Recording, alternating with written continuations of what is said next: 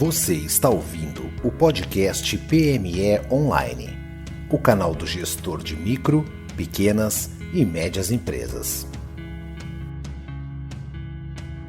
O PME Online é um oferecimento de Cybersul Softwares de Gestão. Olá!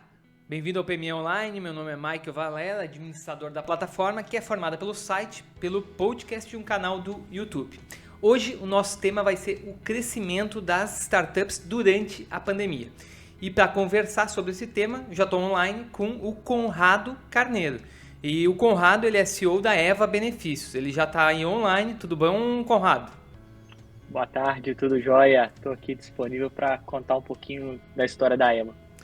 Conrado está em Ouro Preto, isso, Conrado? Isso, Ouro Preto, Minas Gerais. E eu estou em Porto Alegre, então estamos distantes, mas a internet está ótima, então já é um bom início para a nossa conversa aqui.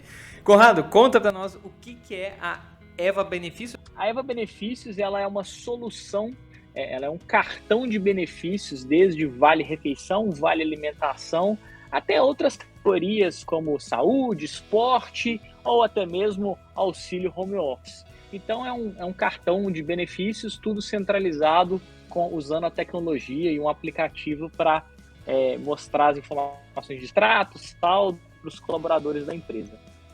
Então vocês provavelmente estavam durante o início da pandemia aí observando alguns movimentos, já deviam ter alguma ideia de empreender, né? Mas o que levou de fato a iniciar ainda durante a pandemia? O que levou vocês a não esperar mais e começar esse projeto? Foi algo específico ou foi alguma projeção que vocês enxergaram no mercado? Bom, eu já empreendo há 6 anos, eu sou fundador e CEO de uma software house, então a gente atende os mais variados segmentos, né, empresas de médio e grande porte, tá? Então a gente já tem um contato muito próximo com essas empresas e com a tecnologia. Durante a pandemia, né, logo no início da pandemia, a gente percebeu uma necessidade interna dentro da nossa própria empresa do RH fornecer mais benefícios para os colaboradores, uma vez que eles estavam em casa. Então, além do Vale Refeição e do Vale Alimentação, seria interessante um auxílio home office ou até fazer reembolsos de coisas que os colaboradores estavam comprando por conta própria. E aí a gente percebeu que era uma oportunidade, assim, uma grande oportunidade. Nós chegamos a contratar um cartão de benefícios para a empresa, utilizamos eles por 2 meses e ao contratar esse cartão ficou ainda mais claro a quantidade de oportunidades que esse cartão deixava na mesa e não oferecia para nós. E aí eu falei, bom, vamos aproveitar, eu acho que todo momento de turbulência, né, como é a pandemia, surgem muitas oportunidades, então eu aproveitei e falei, gente, vamos criar um MVP, produto mais simples, para validar a ideia, para entender de fato qual que eram as necessidades do mercado, e nós estamos aí com 4 meses de operação na Eva Benefícios. Então foi uma necessidade interna do teu outro empreendimento, foi observando uma realidade já. Exatamente, observando uma realidade, as necessidades que o RH levantava internamente, então assim, fui só escutando e entender de fato se eram necessidades internas aqui, apenas da minha empresa ou de outras empresas também. E eu, como tenho proximidade com outras empresas que a gente atende, eu questionei se fazia sentido para eles também. E assim a gente nasceu a Eva já com alguns clientes, a minha empresa que hoje tem 80 colaboradores e algumas empresas parceiras também. Que bacana, que iniciativa, né? Muito, é isso aí, as dores às vezes que fazem a gente enxergar algumas oportunidades, né? Mas vamos lá, das expectativas que tu tinha no início dessa operação, o que mais surpreendeu pro lado positivo e pro lado negativo? Acredito que, como tu já falou, então tu já tinha uma experiência empreendedora, então talvez tu tenha pego alguns atalhos, né, nesse caminho. Mas o que de fato tem te surpreendido do lado positivo e do lado negativo nesse novo empreendimento? Do lado positivo, eu acho que o que me surpreendeu foi a facilidade que a gente tem encontrado novos clientes. Então, assim, Claro que ter clientes nunca é fácil, né? Mas por ser um produto tão oportuno, que é uma dor que está tão presente em todas as empresas, então a gente tem tido uma facilidade muito grande para conquistar novos clientes. E, de certa forma, a gente tinha estipulado que o cliente ia uma outra startup, empresas de tecnologia que geralmente são mais flexíveis, mais descontraídas, então teria uma mais fácil aceitação de um cartão de benefícios flexível. E aí a gente percebeu, surpresa agradável, é que as empresas tradicionais também querem esse tipo de flexibilidade. Então a gente tem hoje na nossa base de clientes desde construtoras, contabilidades das mais tradicionais, então assim, são empresas para tecnologia não tão flexíveis, mas que também querem oferecer esse tipo de benefício. Então foi uma surpresa muito agradável que no plano inicial a gente não tinha pensado que essas empresas mais tradicionais também teriam interesse no nosso produto. Agora, uma surpresa, talvez um ponto negativo, eu acho que a palavra negativa é muito pesada, mas... Mais desafiador, né? Um desafio maior que a gente tem enfrentado. Então, eu, enquanto empresa que atendia empresas, a gente lidava sempre com pessoas com um perfil muito claro de pessoas. E agora, tendo uma empresa que a gente atende os colaboradores dos nossos clientes, então a gente atende os mais variados tipos de clientes no nosso suporte de atendimento. Então, pensa bem, você cria um produto, cria lá a persona que vai utilizar aquele produto, que vai utilizar o aplicativo, e aí você começa, por exemplo, uma construtora que tem de chefe de obras até o peão que vai estar utilizando. Então você começa a entender que aquele seu produto ele tem que falar, vamos dizer, vários idiomas, né? Ele tem que ser claro o suficiente para uma pessoa dos mais variados níveis de entendimento. E aí está sendo um grande desafio. Eu comentei com o nosso time de operação semana passada que eu pessoalmente comecei a fazer o atendimento e suporte durante, acho que eu fiquei quase 10 dias fazendo o atendimento para ouvir as dores, quais eram as dificuldades, para sentir de fato o direcionamento que o produto tem que ter. Então foi um aprendizado muito grande. Eu lembro que, acho que foi o Steve Jobs ou o Bill Gates, uma vez sentou na central de atendimento da Apple ou da Microsoft para ouvir as reclamações que ele precisava ouvir do próprio cliente, quais eram os defeitos do produto dele, que ele não conseguia acreditar que o produto dele tinha defeitos. E acho que tem sido uma experiência bem bacana. O teu outro negócio também é voltado para B2B? É uma software house com foco em que tipo de solução? A gente desenvolve soluções, aplicativos e sistemas para empresas de médio e grande porte. Então, desde Unimed, Gerencianet, Kumon, Bosch. Então, são empresas grandes e até algumas internacionais, como Kumon e como Bosch.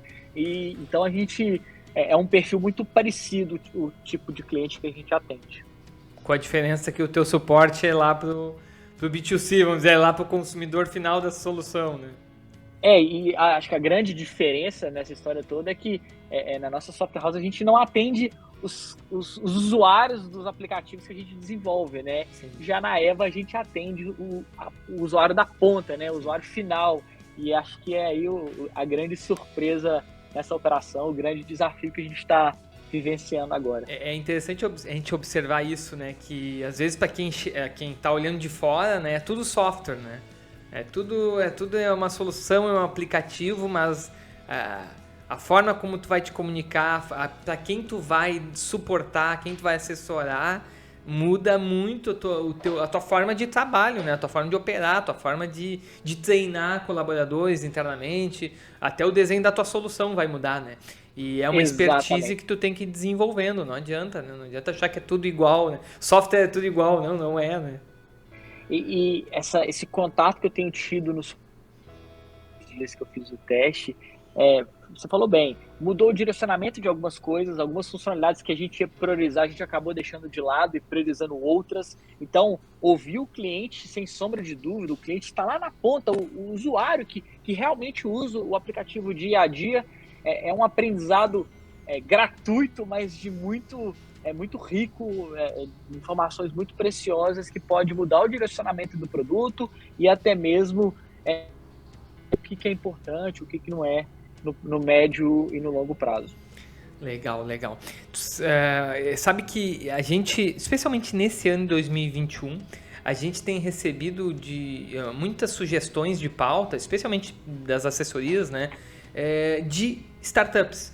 Muitas que surgiram nesse período e outras que já existiam, mas que conseguiram expandir, né, seus negócios na pandemia, né? E eu já fiz essa pergunta para, enfim, outras pessoas que participaram, mas eu quero ouvir de ti. Normalmente, quando surge esse novo negócio, num modelo assim de startup, de software que tu consegue, né, alavancar, que tu consegue expandir rapidamente, assim, né? O fundador ou os idealizadores do projeto, normalmente, ou na maior parte das vezes, eles criam um plano ou criam uma expectativa em se aproximar de investidores que possam aportar um valor e que possa rapidamente, então, né, fazer essa operação ser ampliada, né? Eu queria que tu falasse um pouco no teu projeto, como é que acontece isso, como é que tu está expandindo, até pode falar do outro projeto da Software House também, se teve algum movimento nesse sentido, mas também o que tu tem observado de outros negócios, outras startups, que o investidor, ele está interessado ou a pandemia deixou ele mais desconfiado, mais receoso em investir nesse modelo de negócio? Tá, vou falar de modo geral primeiro e depois eu falo sobre os casos que eu vivencio aqui. Eu acho que de modo geral a pandemia deu um susto inicial em todas as áreas possíveis, então ninguém esperava, ninguém teve uma disciplina na faculdade como sobressair numa pandemia versão 1, versão 2, então no primeiro momento eu senti que o dinheiro deu uma sumida, os investidores ficaram mais desconfiados, algumas negociações que eu vivenciei foram pausadas durante o início da pandemia, então assim, ninguém queria tomar uma decisão.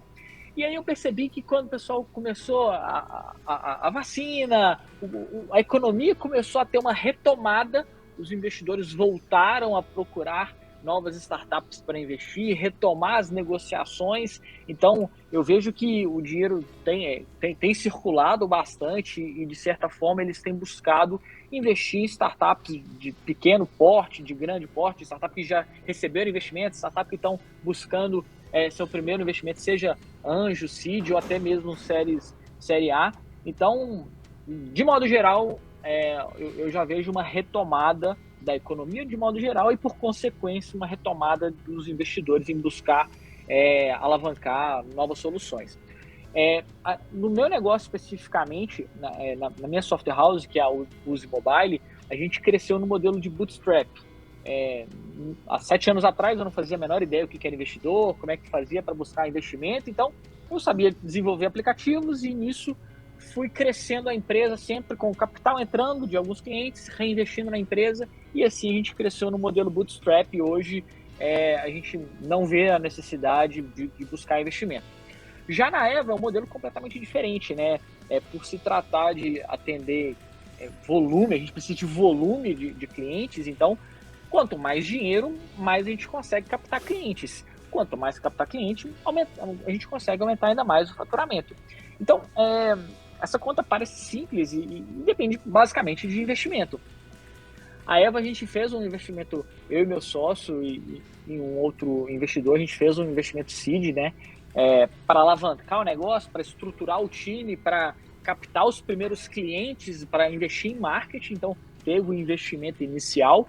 E aí, com 2 meses de operação, a gente foi assediado por algumas empresas que eu jamais imaginaria ser assediado tão cedo, e a gente conversou entre os sócios, falou, a gente consegue ir mais longe, consegue valorizar ainda mais a empresa, não vamos buscar capital, pelo menos ainda, isso há 2 meses atrás, vamos correr o máximo que a gente conseguir com o nosso capital, para aí sim, já com números mais atrativos, com uma base de cliente ainda maior, buscar um fundo de investimento para escalar e conseguir atingir a nível nacional.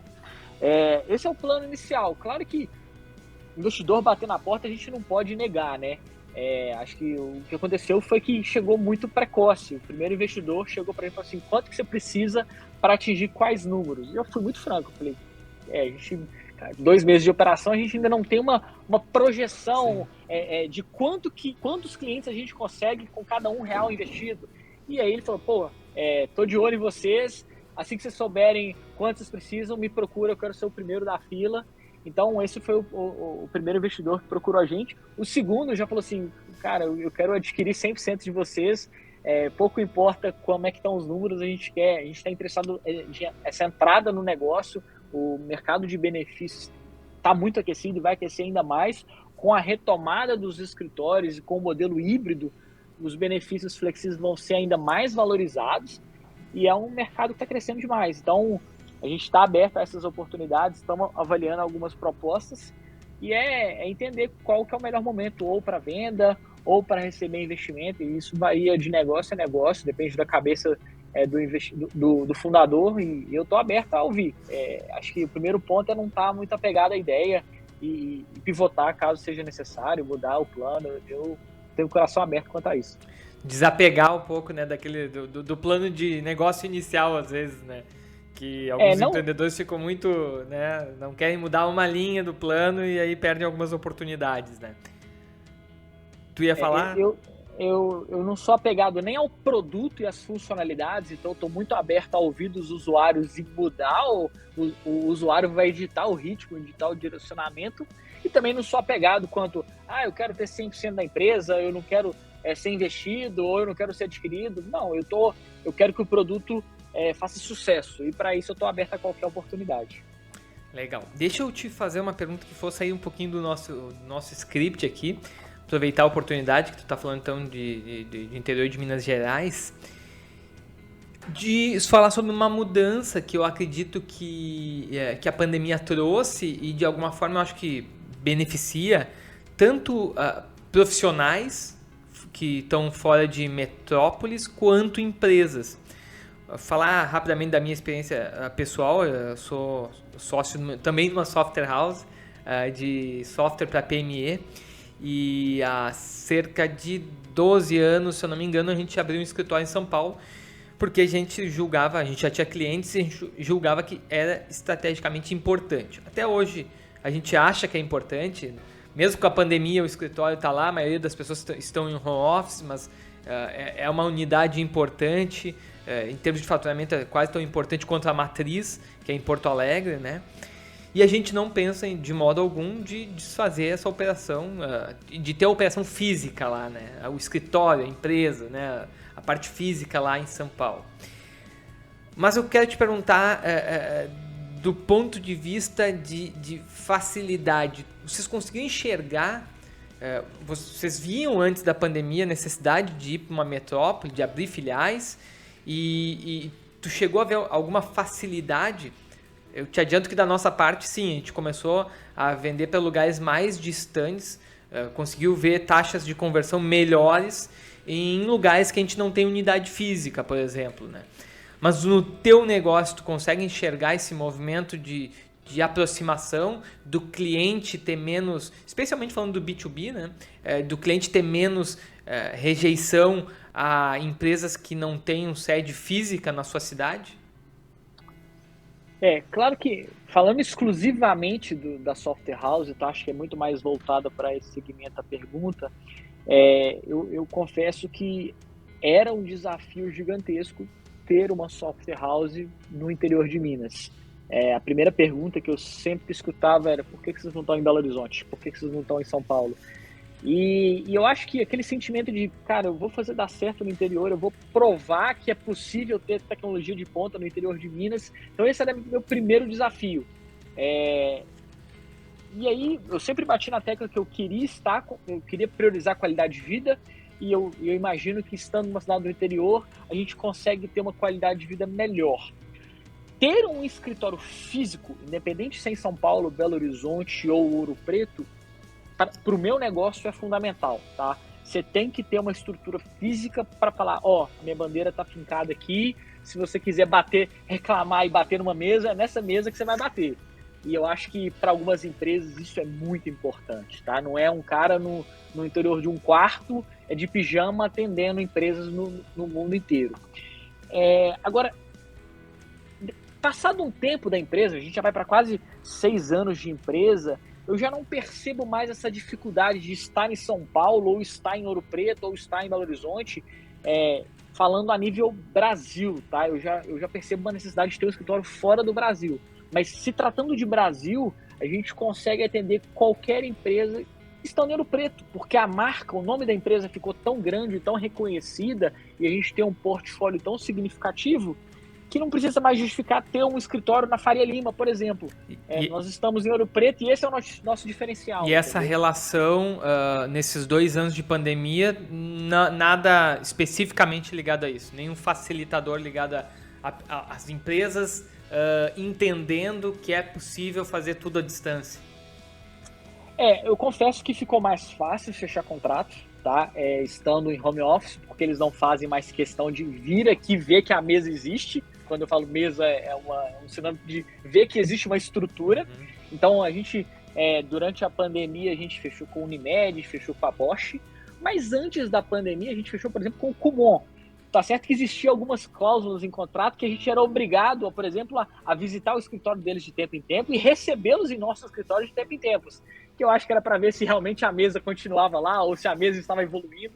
E hoje a gente brinca, a gente fala com ele com a maior liberdade, mas tem certo, há uma desconfiança, afinal de contas, software house, o ticket médio é muito alto, então a gente está falando de projetos de $500 mil a 4, 5 milhões, então não dá para você negociar na internet e falar, será que esse cliente existe, será que essa empresa tem mesmo essa estrutura toda que ela tá me vendendo? Então, falando agora sobre o escritório, tá? Nós temos uma estrutura em Ouro Preto a nível de Belo Horizonte, a nível de São Paulo. Nós alugamos um prédio inteiro, então é uma estrutura para 100 pessoas. Tem refeitório para almoço, lanche. Então, assim, é uma estrutura grandiosa, se tratando de uma cidade do interior, e que os clientes chegam aqui e ficam impressionados. Conrado, compensa manter essa estrutura? O escritório está fechado há 2 anos. Compensa estar pagando aluguel, pagando estrutura, manutenção? Cara, aí já entra um pouco mais o sentimento emocional. A razão já não explica mais. Você fala, pagar aluguel de 2 imóveis, estrutura, manutenção, aluguel de equipamento, segurança, alarme. Cara, se você botar na conta do lápis, não justifica mais. Dá para reduzir a estrutura, ser um escritório muito menor, mas sinceramente entra na emoção de, ao receber um cliente de fora, ele vê a estrutura que a gente tem aqui, e quando tiver a retomada 100% da operação, ver o escritório lotado, 80, 90, 100 pessoas, eu acho que entra muito mais o sentimento emocional, e empreendedorismo, você sabe, muitas vezes é muito mais emocional do que racional. Tu tem razão, mas eu acho que tu tá falando de emoção, mas eu acho que tem uma questão estratégica, tu acabou de falar, né? Só o fato do cliente, e aí no marketing de serviço se fala muito em tangibilizar os teus atributos, especialmente, né, no caso de uma software house, que é um prestador de serviço, né? Então, tu tangibilizar as tuas competências, as tuas habilidades, a tua história, o sucesso de uma história, né, corporativa, e a sede, com certeza, é uma forma de tangibilizar isso, de dar mais confiança para o cliente, enfim, de demonstrar algum nível de organização ou conquista desse negócio, né? Mas vamos lá, para finalizar, então. Qual o conselho? Essa pergunta já é quase um clássico aqui dos nossos podcasts, né? Qual o conselho tu daria para quem está pensando em empreender, pensando em abrir uma startup, que esteja na faculdade ou que já tenha saído, já formado e queira esteja pensando em um modelo de negócio assim que caiba dentro de uma startup? Tá, acho que a dica ela acaba se dividindo em duas, mas uma é sequência da outra. Então, o primeiro ponto é que a tecnologia é só um meio, tá? É só um meio de oferecer um serviço. Hoje é aplicativo, amanhã é computador de bordo, depois de amanhã é telepatia. Então, hoje o aplicativo é um meio. Então, quem começa uma startup falando, estou desenvolvendo um aplicativo que faz... Gente, foca na dor. Qual que é o problema que você está resolvendo? Você está resolvendo hoje esse problema via aplicativo. Depois de amanhã não se sabe via qual tecnologia vai ser. Então, a tecnologia é um meio. Esse é o primeiro ponto. E uma vez que tem claro isso, que a tecnologia é um meio, esteja aberto a mudanças. Muitas pessoas me procuram com uma ideia E aí eu já começo a fazer alguns apontamentos, algumas críticas pontuais, e a pessoa fica completamente se fechada, apegada àquele sentimento de que aquela ideia é a melhor, e é aí que mora o perigo, é aí que as startups morrem. Então esteja aberto a ouvir críticas, seja dos usuários, seja dos clientes, seja de parceiros, para ver qual o direcionamento que a sua ideia vai tomar. Então, essa é a principal dica que eu dou. Tecnologia é só um meio, e esteja aberto a ouvir críticas para pivotar se preciso, para mudar o direcionamento, para mudar a estratégia, e aí sim o seu produto vai se adaptando a cenários que vão mudando. Afinal de contas, o empreendedorismo tem que estar muito aberto a essas mudanças repentinas, né? Principalmente no Brasil, onde as regras do jogo mudam a todo momento. Show de bola, show de bola. É isso aí, Conrado. Baita bate-papo, dá pra gente... Deixamos vários insights aqui para quem tá pensando em empreender ou para quem já tá empreendendo e tá em dúvida, né? Nesse período de pandemia, o que a gente escutou muito, né? É o pessoal receoso, o pessoal engavetando projetos, o pessoal, não, vou esperar mais um pouco para empreender, né? E é legal quando a gente conversa alguém que começou aí no olho do furacão, né? Que abriu o seu negócio, né? E é uma forma de encorajar também para quem está pensando e tem alguma dúvida ainda. Como é que acha o Conrado, a equipe do Eva Benefícios? Bom, quem quiser trocar uma ideia comigo, estou disponível tanto para dar dicas, tanto para alguma orientação que precisar, no LinkedIn, Conrado Carneiro. E para contratar a Eva, né? evacard.com.br. Pode entrar no nosso site, tem os nossos consultores comerciais que vão poder atender, tirar as dúvidas e fazer os direcionamentos para contratar os nossos serviços, tá bom? Obrigado, Conrado, agradecer aqui a participação e deixar um convite para quem está escutando. Acessar o site pmeonline.com.br, lá vocês vão achar link para os demais episódios e também artigos exclusivos. Obrigado e até a próxima. De nada, falou, até mais, tchau, tchau. Você ouviu mais um programa PME Online. Visite o site para ter acesso a conteúdos exclusivos. www.pmeonline.com.br. O PME Online é um oferecimento de Cybersul Softwares de Gestão. Acesse o site www.cybersul.com.br e saiba mais sobre sistemas para pequenas e médias empresas.